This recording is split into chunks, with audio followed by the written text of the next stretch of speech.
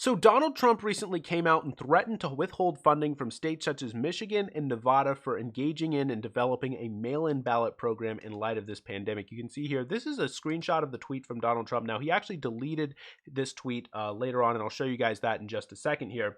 But Donald Trump here tweeting, breaking, Michigan sends absentee ballots to 7.7 million people ahead of primaries in the general election. This was done illegally and without authorization by a rogue Secretary of State. I will ask to hold up funding to Michigan if they want to go down this voter fraud path. Now, she's the Secretary of State here, and she actually corrects Donald Trump here and says, no, I actually only sent ballot or applications, not ballots.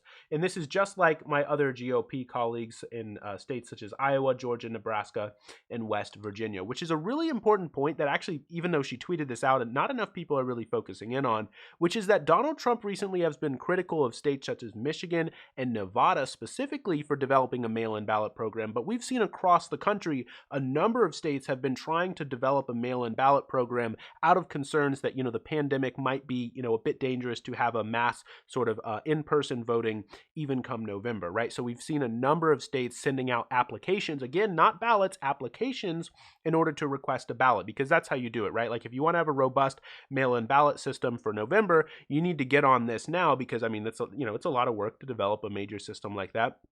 And what you've got to do is send out applications to registered voters so then they can apply to get a ballot, so then they can go through the various kind of security mechanisms required in order to prevent voter fraud, right? So that's sort of what Michigan is doing, and it's what Nevada is doing, and it's what a number of, including Republican states, are doing.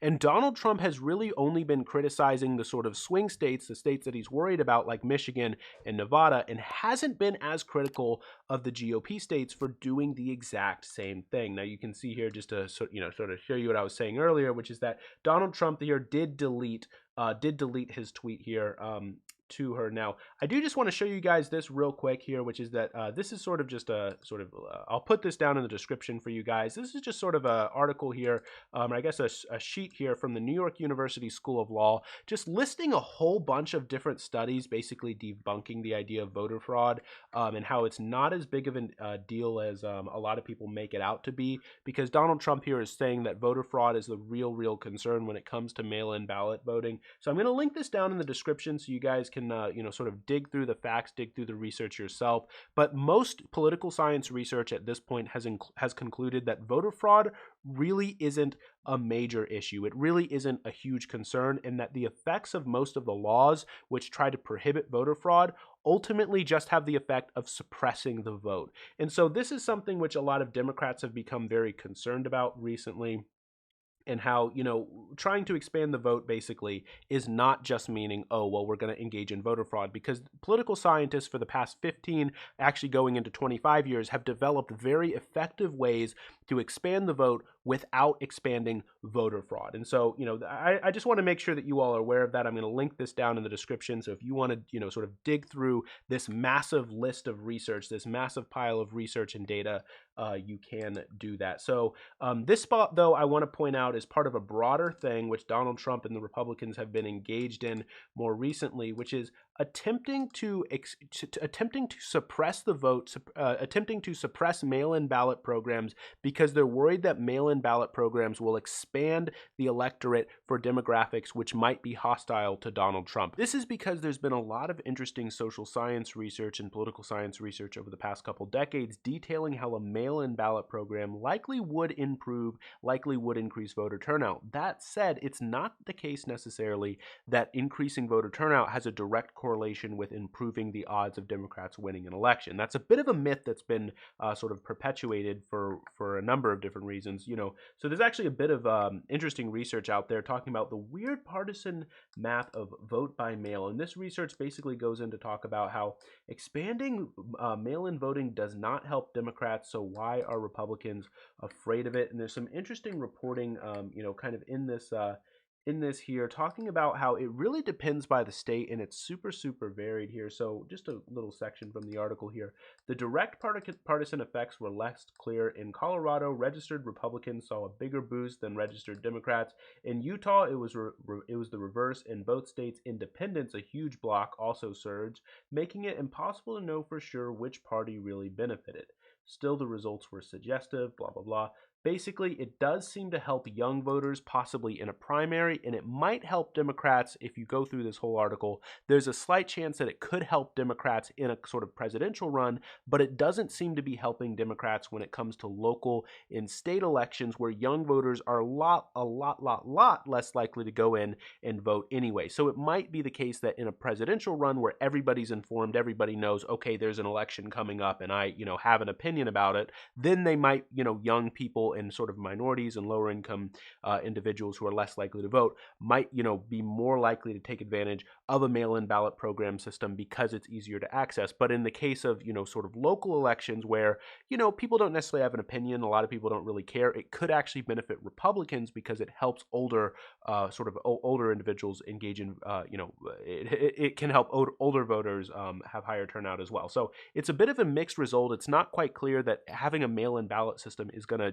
straight down the line benefit Democrats. That said, one of the things that we are seeing right now is the fact that Republicans are significantly behind when it comes to developing infrastructure, at least, when it comes to independent groups that are, sort of working with the Republican Party, et cetera, compared to the Democrats for developing infrastructure for a mail-in ballot program. So this is a really, really big problem for Republicans right now, because since they've been pushing away and fighting against innovation to voting reform over the past couple decades, they don't have the kind of organizations and kind of infrastructure. Republicans don't have the kind of organization, the kind of infrastructure which they would need in order to have an effective mail-in ballot program. Because the way that a lot of it works, we were just talking about how the Secretary of State from Michigan was sending in applications for mail-in ballots. Well, there's actually a lot of organizations, sort of independent groups that work with the parties, in question to send in ballots to, say, or applications for ballots to registered voters who are maybe registered Democrat or registered Republican, right? So then they can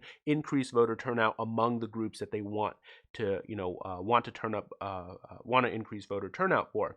And in the case of Democrats, because they've been following sort of the science, been following political science research on ways that they can increase voter turnout over the past couple decades, that's been their strategy, one of their strategies, there is a much better infrastructure among Democrats to quickly crank out a kind of mail-in ballot system, whereas Republicans have been lagging around and fighting against innovation to voting because, one of the things that really is the case is that for the past 15 to 20 years, there actually has been significant research among political scientists about ways to expand voter turnout, like I was saying. And so it's the case that, Republicans have been fighting against these innovations, and so they're not quite as privy. There aren't the kind of institutions ready to get up and go that can provide for a mail-in ballot system effectively, whereas Democrats already have that research. There's Democratic organizations which already, have the resources, they have the infrastructure, they have, et cetera, all the things that they would need to crank out a ballot system for a mail-in ballot system in the case of a pandemic that they need right now. And so this is something which Republicans are worried about in the short run, but in the long term, it's not quite clear that it is something which would, benefit Democrats. And in any case, if Republicans really sort of stepped on it, they really got going with this stuff, they might be able to crank something out by November. So it's not quite clear that this is going to be something which particularly damages Republicans, regardless, as much as, we might want that, or I'm not necessarily a Republican, so I might want that. But it's not the case that this is going to be something, if it, does go through, which would like destroy Republicans, even, just for this election. So this article out from the New York Times talking about how it does not necessarily favor Democrats, and it goes through some interesting quotes here, just how there is a lot of misinformation among even Republican leadership and Republican politicians. So I just wanted to show you guys here. So the GOP Speaker of the House for Georgia said that an all mail-in election would be, quote, extremely devastating to Republicans. And Thomas Massey, a Kentucky Republican, said that a universal mail voting would be the end of the republic as we know it. That's definitely a bit dramatic. I think most people here can agree that that's a bit dramatic. That said, I want to make one point very, very clear here, which is that it is true that Republicans have been in many ways winning by suppressing the vote in a number of areas. Because what is true is that if you can increase turnout to, lower income individuals, minorities, and young people without increasing the turnout for older voters as well, it very likely would aid and assist Democrats. And Republicans have been fighting against those kinds of efforts to expand the vote there. And I just want to be very clear on my opinion there.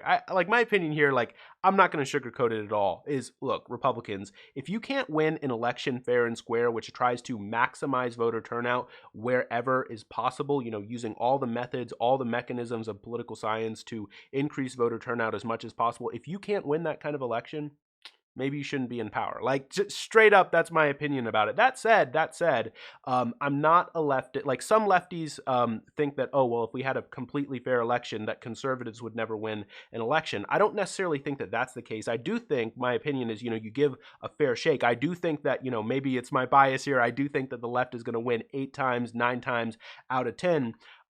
But I do think that conservatives would manage to sort of reformulate their views in a way which could appeal to minorities, young people, and lower income individuals. That said, to be super clear here, that's also a much better debate than the debate which we're having right now, which is basically completely focused on how we can win over corporations and corporate money. That's not a debate which I want to have. So if we're having a debate about the best way to win over low income individuals and win over minorities and win over young people, that's a much more interesting political debate. I mean, we've been talking, in the Anglophone world, we've been talking about how conservatives are almost out of power in just a couple more decades, literally since the English Civil War, right? People have been saying this. People have been thinking, okay, well, just a few more decades away, and then all the, conservatives are going to be gone, and, the left is going to sweep into power. I mean, this is, this is just like a trope of the English-speaking world. So I don't necessarily think that that's the case. I think conservatives will reformulate their views, reformulate their opinions in a way which would be more appealing